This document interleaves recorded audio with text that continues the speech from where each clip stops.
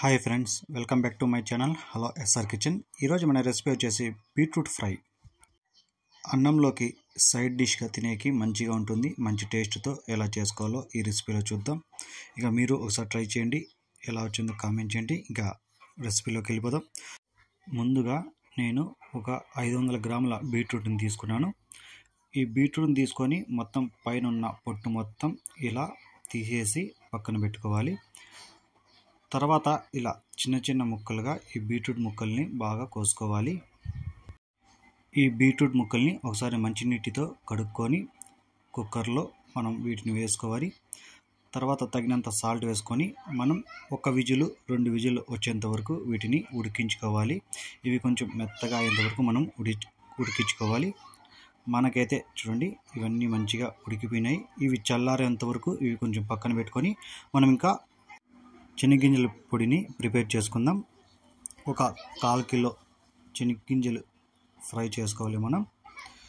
ఈ ఫ్రై చేసుకొని కొంచెం చల్లారిన తర్వాత ఒక మిక్సీ జార్ తీసుకొని అందులో వేసుకొని తగినంత ఉప్పు, ఒక 2 స్పూన్లంత కారపొడి వేసుకొని మనం వీటిని మిక్సీలో పొడి చేసుకోవాలి. ఎక్కువ నైస్గా లేకుండా కొంచెం పొడి తుక్కు ఉండేటట్టు మనం పొడి చేసుకోవాలి. తర్వాత ఒక 10 తెల్లగడ్డలు వేసుకొని ఇలా మనకి కొంచెం పొట్టుగా ఉన్నట్టు పొడి చేసుకోవాలి. ఇది పక్కన పెట్టుకొని తర్వాత ఒక కడాయిలో 2 స్పూన్ల ఆయిల్ వేసుకొని ఇది కొంచెం వేడైన తర్వాత సాసువలు, జీలకర్ర ఒక అర్ధ స్పూన్ వేసుకొని మనం వీటిని ఫ్రై చేసుకోవాలి.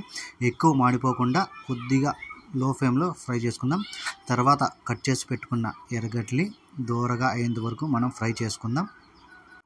తర్వాత ఒక రెమ్మంత కరివేపాకు వేసుకొని ఫ్రై చేసుకుందాం. ఇది కొంచెం బాగా ఫ్రై అయిన తర్వాత మనం ఉడకబెట్టుకున్న ఈ బీట్రూట్ని అందులో వేసుకొని ఒకసారి బాగా కలుపుకున్న తర్వాత కొద్దిగా కొత్తిమీర వేసుకొని కలుపుకోవాలి. తర్వాత మనం పొడి చేసి పెట్టుకున్న ఈ వేరుశనగ పొడిని అందులో వేసుకొని బాగా కలుపుకోవాలి.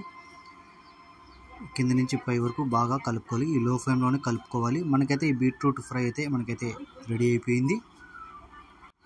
తర్వాత ఒక ప్లేట్ తీసుకొని ప్లేట్లో సర్వ్ చేసుకుంటే సరిపోతుంది. మనకైతే ఇది అన్నంలోకి సైడ్ డిష్కి అయితే మంచి సూపర్గా టేస్ట్గా ఉంటుంది.